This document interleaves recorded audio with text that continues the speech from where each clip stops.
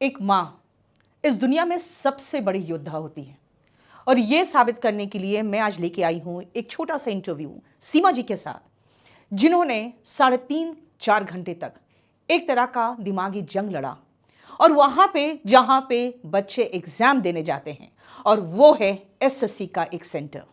मैं चाहती हूँ एसएससी के किसी भी ऑफिसर को ये पूरा का पूरा कोई वीडियो दिखाए, क्योंकि आज मैं बताना चाहती हूँ कि क्या होता है और कैसे कैसे एक छात्र, वो भी खासकर डिसेबल्ड छात्र, टॉर्चर होता है आपके सेंटर पे। नमस्कार सीमा जी। नमस्ते जी। स्वागत है आपका केडी लाइव पर।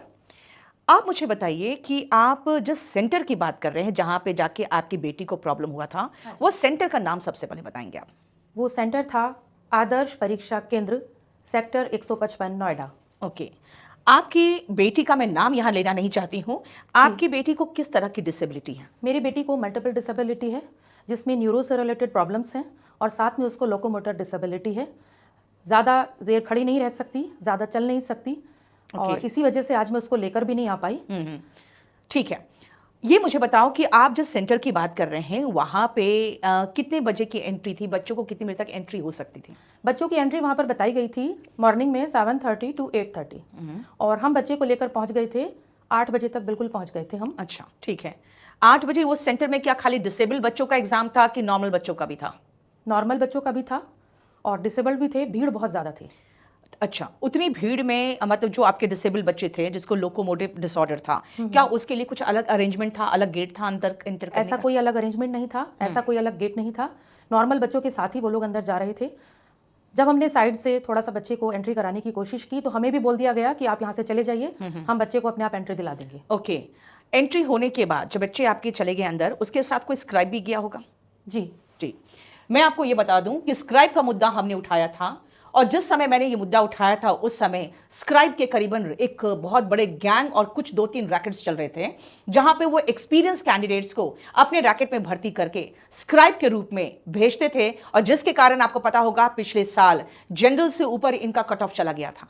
तो इसीलिए फिर एसएससी ने इस मुद्दे का बिल्कुल ध्यान रखा। इस मुद्दे का हम लोगों ने जो मुद्दा उठाया था, इस मुद्दे का ध्यान रखते हुए उन्होंने स्क्राइब का एज कम किया कि मैक्सिमम एज स्क्राइब का 22 इयर्स हो सकता है ग्रेजुएट लेवल के लिए। और इसके बाद एक बहुत बड़ा डेंट लगा ये जो स्क्राइब का बुरा गैंग चल रहा था उस पर। तो आपकी जो बेटी के साथ जो स्क्राइब गया था वो कितने एज का था? 17 ईयर्स। यानी दोनों बच्चे ही थे? बच्चे ही थे। ओके। उसके बाद जब ये एंट्री हो गई, एग्जाम कितने बजे शुरू होना था? एग्जाम 9 o'clock शुरू होना था। अब हमें नहीं पता कि कब शुरू हुआ। ओके। हम लोग ये सोच रहे थे कि 9 to 10:30 एग्जाम का टाइमिंग है नॉर्मल बच्चों के लिए, और डिसेबल के लिए 11 तक था, तो बच्चा 10:30 या 11 तक बच्चा आ जाएगा। अच्छा, आपकी बेटी कितने बजे बाहर आई? मेरी बेटी 11:30 बाहर आई। क्या बोला उन्होंने आके बाहर? मेरी बेटी ने आके बताया कि हमको जो बायोमेट्रिक होता है उसकी प्रोसेस चल रही थी, लेकिन उसके अचानक से कोई सर आए और उन्होंने हमसे बोला कि इन सभी बच्चों को आप नीचे लेकर चलिए बेसमेंट में। सारे डिसेबल्ड बच्चों को, जिसमें ज्यादातर डिसेबल्ड थे, बच्चों को बेसमेंट में लेकर गए, जहां पर कोई कंप्यूटर नहीं था, कोई सिस्टम नहीं था, और बच्चों को बेसमेंट में ले जाकर बैठा दिया गया। स्क्राइब को अलग बैठा दिया गया और कैंडिडेट्स को अलग बैठा दिया गया। बच्चे बैठे रहे, उनको ये नहीं बताया गया कि आपका पेपर कब होगा, क्यों नहीं हो पा रहा है, और 3.5-4 घंटे उस बेसमेंट में ही बिठाए रखा विदाउट एनी कंफर्मेशन कि अभी आज उनका पेपर हो भी जाएगा या नहीं हो जाएगा। पेपर उनका नहीं हुआ, और उसके बाद 11:30 बजे बिना पेपर किए उन बच्चों को बाहर भेज दिया गया। 8 से 11:30। जी हाँ। 8, 9, 10, 11, 11:30, 3.5 घंटे बेसमेंट में ये डिसेबल्ड बच्चे से बैठे डिसेबल्ड रहे। बच्चे सब बैठे हुए तो थे। जितने जो पूरे हाथ पैर सबके चलते हुए बच्चे थे वो कैसे, मतलब जो नॉर्मल बच्चे थे वो कहाँ गए? उनका पेपर चलता रहा। अच्छा अच्छा, एक बात बताओ, आपको क्या लगता है कि डिसेबल्ड बच्चे को पेपर नहीं करवा के सिर्फ नॉर्मल बच्चे को क्यों कराया गया? यही मेरा क्वेश्चन है कि डिसेबल्ड बच्चों के साथ ही ऐसा क्यों हुआ, जब हमें बताया भी नहीं गया, हमें इन्फॉर्म भी नहीं किया गया, कोई अनाउंसमेंट नहीं हुआ। हमने जब जाकर उनसे पूछने की कोशिश की कि ऐसा क्यों हुआ, तो बोले कि इनकी बायोमेट्रिक में दिक्कत थी। ओके। अगर बायोमेट्रिक में दिक्कत थी तो डिसेबल्ड बच्चों की ही बायोमेट्रिक में दिक्कत क्यों थी? नॉर्मल बच्चों का पेपर कैसे हो गया? अच्छा, दूसरी बात है, ठीक है, आपकी बेटी का एग्जाम नहीं हुआ, तो आपको कुछ लिखित में तो मिल गया होगा नेक्स्ट डेट? कुछ नहीं बताया लिखित में, बच्चों को कह दिया कि आपका एग्जाम रिशेड्यूल हो जाएगा, आप जाइए यहाँ से। अच्छा। और जब हमने पूछा कि आपने ये क्या किया है बच्चों के साथ, एग्जाम क्यों नहीं कराया इनका, तो बोले आपका एग्जाम बच्चों को बता तो दिया है, रिशेड्यूल हो जाएगा। ठीक से हमको जवाब भी नहीं दिया। अच्छा, ठीक है।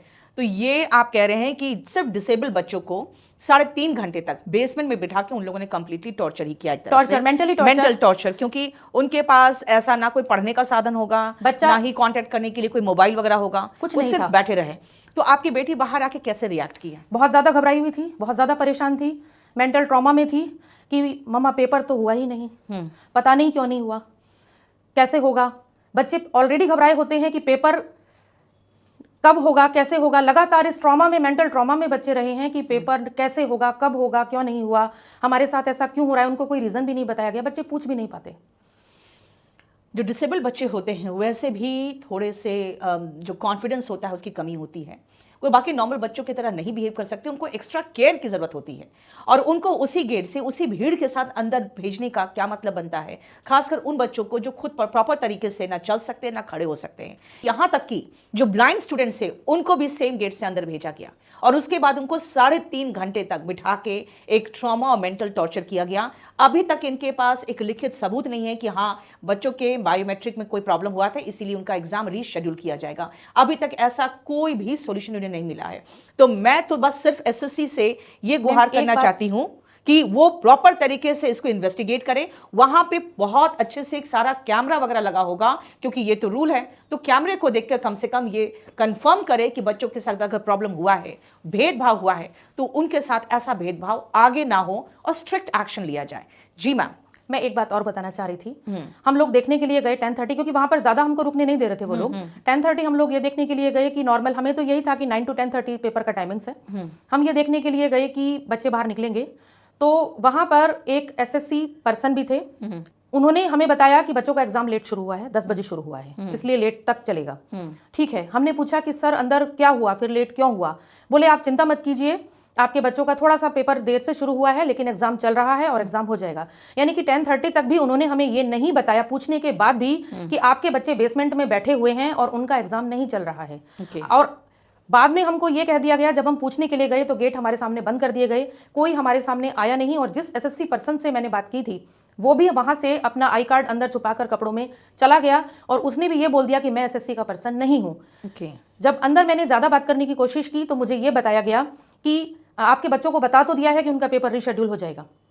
जब रीशेड्यूल होना था, पेपर उनको मॉर्निंग में ही पता चल चुका था, तो उन्होंने बच्चों को 3.5 घंटे बैठाकर मेंटली टॉर्चर, फिजिकली टॉर्चर क्यों किया? जो बच्चे ज़्यादातर जो हैं किसी ना किसी बीमारी से ग्रसित हैं, उनको मेडिसिन भी चाहिए होती हैं, खाने को भी चाहिए होता है, स्पेशल डाइट होती है इन बच्चों की। कैसे बिना पेरेंट्स की अनुमति के उन्होंने, मुझे सवाल ये है कि 3.5 घंटे क्यों बिठाया मेरे बच्चे को? एक नॉर्मल बच्चा भी 3.5 घंटे बैठ के घबरा जाता है जब उसके पास ना कोई अपना होता है, ना ही कुछ पढ़ने के लिए होता है, ना ही उनको बाहर कांटेक्ट करने के लिए कोई मोबाइल होता है।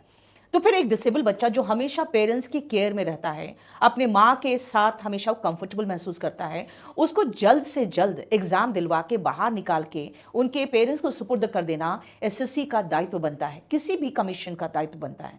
तो मैं मानती हूँ कि जो डिसेबल बच्चे हैं, जो ब्लाइंड है, उनके साथ जिस तरह का बिहेवियर किया जाता है उसमें सुधार लाया जाए। इनके लिए प्रॉपर तरीके से अलग अरेंजमेंट किया जाए, एंट्री और एग्जिट अलग हो, और इनके पास जो भी एसएससी के कोई भी कंसर्न्ड पर्सन हो वो थोड़ा केयरिंग हो, एफेक्शनेट हो, और उनको पता होना चाहिए कि डिसेबल्ड बच्चों को कैसे हैंडल किया जाता है। हर स्कूल में, हर देश में इस तरह के अलग से केयर एंड फैसिलिटीज अवेलेबल होते हैं डिसेबल्ड बच्चों के लिए। इंडिया में भी ऐसा होना चाहिए। तो आपका बहुत बहुत धन्यवाद सीमा जी कि आप यहाँ आए और आके आपने अपनी बेटी के ही थ्रू, जो आपकी बेटी ने सहा, जो आपको प्रॉब्लम हुआ उसके थ्रू कम से कम बाकी जितने डिसेबल बच्चे हैं उनका आपने प्रॉब्लम उठाया। Thank you so much.